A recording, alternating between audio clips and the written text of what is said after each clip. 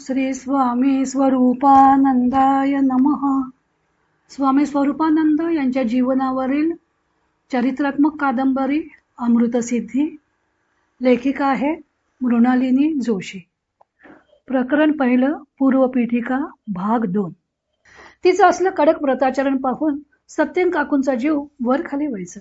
त्यांच्या माया भरल्या मनाला वाटायचं हिचं वाढतं वय, हिनं चांगलं गोडधोड खावं, माहेरपणाला आल्यागत आपल्या घरी आनंदानं राहावं. पण गंगेचा निर्धार पक्का होता. व्रतस्थ जीवनाचे सगळे नियम ती इतक्या लहान वयात सुद्धा काटेकोरपणानं पळत होती. एखाद्या दिवशी सत्यन काकू फारच रागावल्या तर तोंड भरून हसायची. म्हणायची, आज मी इथंच येऊन भिक्षा मागेन, चालेल ना? पण फार घालायचं नाहीये आई, फक्त 3 घास. कालचक्र असंच फिरत होतं. गंगा मोठी झाली, किशोरीची युवती झाली, पण ती केवळ देहानं, मनानं ती झाली तपस्विनी, योगिनी. देहानं कृश झाली, पण तेजानं झळाळू लागली. तिच्या मोठ्या डोळ्यांना तपश्चर्याचं पाणी चढलं. अबोध अजान बालिकेच्या निरागसपणाला निग्रहाची धार आली. अंतर्यामी जागृत असलेली शक्ती अंगावर कांती होऊन शोभू लागली. होता होता 12 वर्ष उलटली. एक तपाची साधना घडली आणि एक दिवस मंदिराला प्रदक्षिणा घालता घालता गंगा अचानक थांबली. कावरीबावरी झाली. श्रीपाद श्रीवल्लभांचं नाव ओठावर तसंच थांबलं. डोळे उत्सुकतेनं निरखून पाहू लागले. मन थरथरत म्हणालं, कोण कोण येत हे समोरून? ही चाल आपल्या ओळखीची आहे. ही चण, हा चेहरा, गोरापान रंग, समुद्रासारखे डोळे. समोरून येणारा माणूसही अशाच संभ्रमात पडलं होतं. गंगा, गंगाच काही. वृक्ष केसांचा कसा बसा बांधलेला आंबाडा, कपाळावर मोठं कुंकू, गळ्यात नुसतं मणी मंगळसूत्र. चेहरा दिसला गंगेसारखाच, निमुळता, रेखीव, सोनीसारखे मोठे डोळे. पण किती वाळलीये, पण तेच चढले अंगावर. दोघं समोरासमोर आली. डोळ्यांना डोळे भिडले आणि मनोमन ओळख पटली. काळाच्या अंतरानं आणि देहातल्या फरकानं आत्म्याच्या नात्याचा विसर पडतो का कधी? हजारात ओळखू येतं आपलं माणूस. डोळे म्हणजे माणूस. त्याचं मन, त्याचं अंतरंग प्रकट होतं ते डोळ्यात. शब्द फसवतील, पण डोळ्यांना नाही जमायचं ते. गंगा चटकन वाकली आणि त्या चिरपरिचित पण चिरवंचित झालेल्या पायांना तिनं दुरूनच वंदन केलं. त्यांच्या मुखातून शब्द निघण्याआधीच ती पुढे गेली. राहिलेली प्रदक्षिणा पूर्ण करू लागली. स्वतःच्या वल्लभाशी न बोलता श्रीपाद श्रीवल्लभांचं नामस्मरण करू लागली. गंगे, भरल्या गळ्यानं मागून हाक आली. गंगेनं वळून पाहिलं. पुन्हा दृष्टीला दृष्टी भरली. सागराच्या कुशीत यमुना विसावली. गंगे, ओळखलं नाहीस? तिनं मानेनच होकार दिला.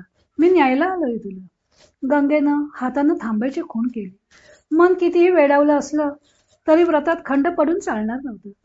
आज या क्षणी ती कोणाचीही सहधर्मचारिणी नव्हती, तर ती होती व्रतधारिणी. नित्यप्रमाणे प्रदक्षिणा पूर्ण झाल्या. अनाहूत तिचं अनेक संपायची वाट पाहत होता.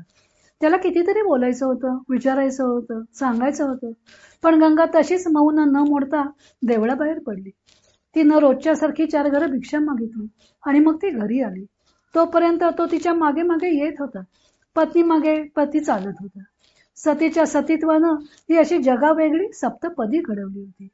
त्यानं झोपाळ्यावर बसायला सांगून गंगा स्वयंपाकघरात गेली. तिची फुललेली मुद्रा पाहून सत्यन काकूने चेष्टानं विचारलं, काय ग, आज देवानं काही विशेष प्रसाद दिला की काय तुला? की साक्षात दर्शन घडवलं श्रींचं? कधी नव्हे ती गंगा लाजली, अधोमुख झाली. तिच्या आरक्त मुखानं त्या प्रौढ बाईला काही निराळच सांगितलं. मनाशी नवल करीत त्या तिच्याजवळ गेल्या. तिच्या डोळ्यात बघत म्हणाल्या, गंगे, देवळात कुणी भेटलं का तुला? कोण? त्यांच्या स्वरात कठोरपणा आला. हिच्या भावना विचलित करणारा कोण भेटला हिला? पोर ढळायची तर नाही, इतक्या वर्षाचं व्रत मोडायचं तर नाही. छे, तर ना ताठ्या पोरीनं असं एकटं राहणं फार कठीण. पण त्यांच्या मनातल्या त्या खळबळीची गंगेला वार्ताच नव्हती. ती रमली होती आपल्यातच. ती रंगली होती त्या मगाच्या दृष्टी भेटीतच. असं कोण भेटलं होतं सांग ना? इकडून कोकणातून यायचं झालं. अगो माझे बाई, खरंच की काय? होय. मग कुठं तो गाजर पारखी? दिसला की चांगली सडकतेच आधी त्याला आणि विचारते की माझ्या या गुणाच्या लक्ष्मीला अशी देशोधडीला लावताना काळीच काढून ठेवलं होतंस की काय शिंक्यावर? हळू हळू बोला आई. का? मी नाही कोणाच्या देवाला भ्यायची, रोकटोक काम आमचं. गंगा रडवेली झाली. काकूंचा हात धरून म्हणाली, नका ना बोलू असं, बाहेर येऊन बसायचं झालंय. कमी जास्त काही कानावर पडलं तर? हात तुझी. अगो मग हे आल्याबरोबर सांगायला काय दात खिळी बसली होती तुझी? काय बाई तरी, जावई माणूस दारात उभं आणि बसले तोंड वाजवत. सत्यन काकू लगबगीनं पुढे झाल्या. माझघरात दारात उभं राहून ओटीवरच्या पाहुण्याकडे निरखून पाहू लागल्या. मनातल्या मनात समाधानानं म्हणाल्या, आहे माझ्या गंगेला शोभेस आहे. काकूनं पाहताच पाहुणा उठून उभा राहिला. विनयानं म्हणाला, मी परशुराम, पावशीच्या गोळगोळ्यांचा. असं मुद्दाम आलं? श्रींच्या दर्शनासाठी आला असाल, काकूने वेड पांघरत म्हटलं. तसं दर्शन घेतलं, पण मी आलोय तिच्यासाठी. म्हणजे मी नाही समजले. इथं आपल्याकडे राहते ना कोण, गंगा? हो, तिला न्यायला आलोय मी. अगो माझी बाई, माझ्या लेकीवर अगदी हक्क असल्यासारखं बोलता आहात की. म्हणजे तिनं काहीच सांगितलेलं दिसत नाही आपल्याला. का? सांगितलं की, म्हणाली तिच्या गावचा पाहुणा आलाय. संकोचली असेल. मी नुसता तिच्या गावचाच नव्हे मामी, मी तिचा नवरा आहे. नवरा? का असं का पाहता? बघते आपली अशा लग्नाला टाकणारा नवरा असतो तरी कसा. आई, आतून सत्य काकूंचा पदर ओढला गेला. त्या किंचित हसल्या. त्यांच्या मनात आलं, बायकांची जातच खुळी. नवरा अगदी दगडोबा असला तरी कुणी हू म्हटलेलं खपत नाही त्यांना. तेव्हा चुकलंच आमचं, रागाच्या भरात. असं म्हणजे हा रागाचा भर 12 वर्ष टिकला म्हणा की. मग हा प्रेमाचा पूर कसा काय आला एकदम? ती मोठी कहाणीच आहे. आता गंगा अस्वस्थ होत होती. प्रवासाहून थकून बघून यायचं झालंय, आत्ताच कशाला या गोष्टी काढायच्या उकरून. बोलणं थांबावं म्हणून तिनं एका ताटेत गुळाचा खडा ठेवला आणि पाण्याचा तांब्या भांडा घेऊन ती दाराबाहेर आली. सत्यन काकू कौतुकानं हसल्या. म्हणाल्या, पाहिलं कसा जीव आहे तुमच्यावर तो. आता मुलींनाच कड घेतली तेव्हा मी काय बोलणार. चल, इतक्यात येणं होईलच देवळातून. हातपाय धुवा आणि दोघे सासरे जावई पंक्तीला बसून जेवा. सुखदुःखांच्या गोष्टी बोलत जेवणं उरकली. सत्यम काकूने मोरभटजींच्या ताटातच आपलं पान वाढून घेतलं. त्यांनी गंगाकडे पाहिलं, पण तिनं मात्र तसं केलं नाही.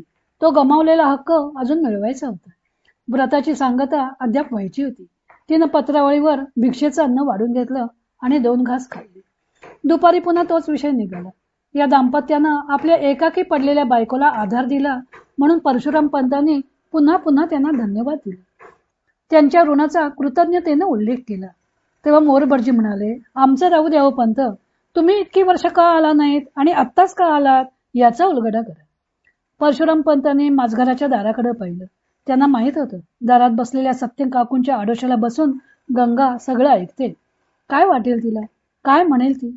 पण आज ना उद्या केव्हा तरी तिला सांगावं लागणारच. मी नाही सांगितलं तरी घरी आल्यावर तिला सगळं कळणारच. मग आपण स्पष्ट सांगितलेलं काय वाईट, असा विचार करून ते म्हणाले, ही निघून गेल्यावर माईच्या आग्रहावरून मी दुसरा विवाह केला. जगरहाटीप्रमाणे 2 मुलंही झाली, पण ती जगली नाही. 3ऱ्या खेपेला मुलाबरोबर आईही गेली. माई पुन्हा खटपटीला लागली तेव्हा मी चिडलो. मला हा पाश नको म्हणालो. पुरे झाला संसार.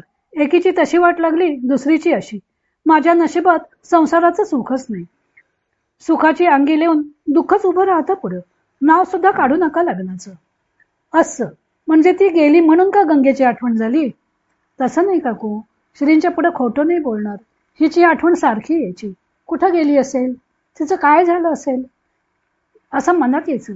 कशात गोडी वाटायची नाही.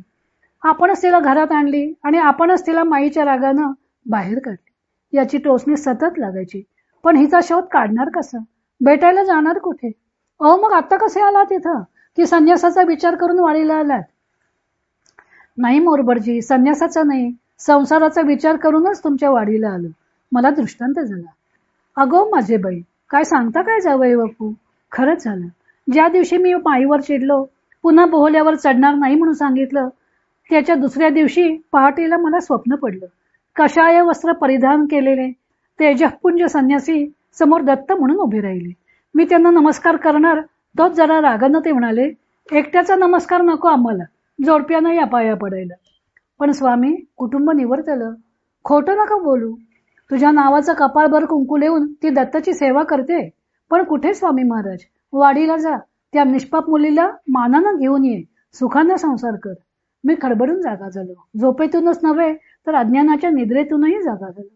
केल्या अपराधाचं क्षालन करायला टाकोटाक निघालो. माईला स्पष्टच बजावलं, मी तुझ्या थोरल्या सुनेला घेऊन येणार आहे. गृहप्रवेशाच्या वेळी तिचं आनंदानं स्वागत केलं पाहिजे घरानं. ते संन्यासी कोण असतील हो? सत्यन काकूने विचारलं. आता ते मला तरी काय माहीत. त्यापूर्वी कधीच त्यांना पाहिल्याचं आठवत नाही, पण त्यांची आज्ञा मात्र स्पष्टपणाने आठवते. स्वप्न नव्हे, माझा विश्वास आहे मामी, तो दृष्टांतच होतं. म्हणून तर इथे नेमकी हिची भेट झाली. देवळातच प्रथम दृष्ट भेट झाली. मग केव्हा निघायचं? गंगा म्हणेल तेव्हा. आमचं काय, आम्हाला किती वाटलं तरी जिथला माणूस तिथं जायलाच हवं. काय ग, ऐकलंस ना सगळं? होय. मग केव्हा निघायचं? चांगला मुहूर्त काढून देतील हे प्रस्थानाचा.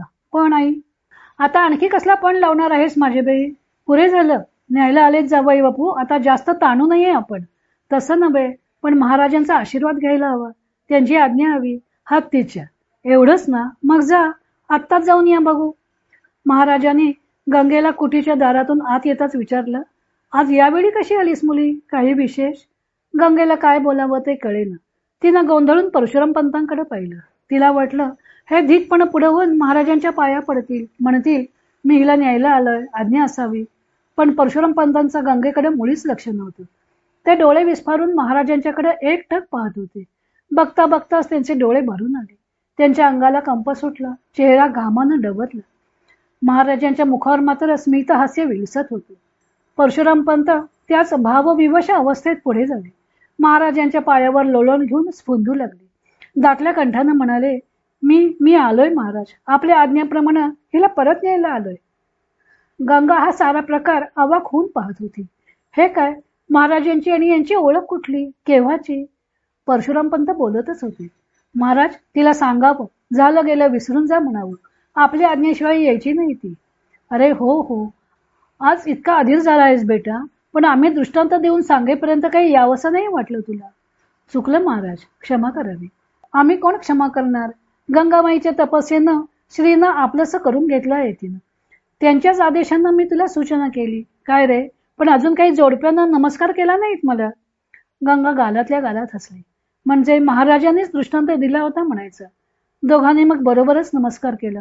महाराज प्रसन्नपणे म्हणाले, जा गंगामाई, आनंदानं आपल्या घरी जा, सुखानं संसार कर. आणि बरं का परशुराम, हिला आता अशी लंकेची पार्वती ठेवू नकोस, चांगले शेरभर सोन्याचे दागिने करून घाल, महालक्ष्मीसारखी शोभू दे आमच्या लेकीला. महाराजांचे मायेचे शब्द ऐकून गंगेचं हृदय गहिवरून आलं. आजवरच्या कठोर निग्रहाचं कवच फोडून उचंबळून आलं. डोळ्यांवाटे ओसंडू लागलं. तिनं महाराजांचे पाय धरले. तिला बोलायचं होतं खूप, पण दाटल्या गळ्यातून शब्दच उमटेना. महाराजांचे डोळे सुद्धा वात्सल्यानं भरून आले. 12 वर्षाची तिची खडतर तपश्चर्या त्यांनी पाहिली होती. मितभाषी शांत स्वभावी गंगेवर त्यांची माया जडली होती. तिला उठवत ते स्निग्ध स्वरानं म्हणाले, ये बाळ, औक्षवंत हो, अखंड सौभाग्यवती हो. बोलता बोलता महाराजांचे नेत्र मिटले. मुद्रा गंभीर झाली. मिटल्या डोळ्यापुढं इंद्रायणीचं पात्र वाहू लागलं. तो अक्षय सोन पिंपळ, त्याला प्रदक्षिणा घालणारी रुक्मिणी नि अजान वृक्षाखालची ज्ञानराजांची संजीवन समाधी.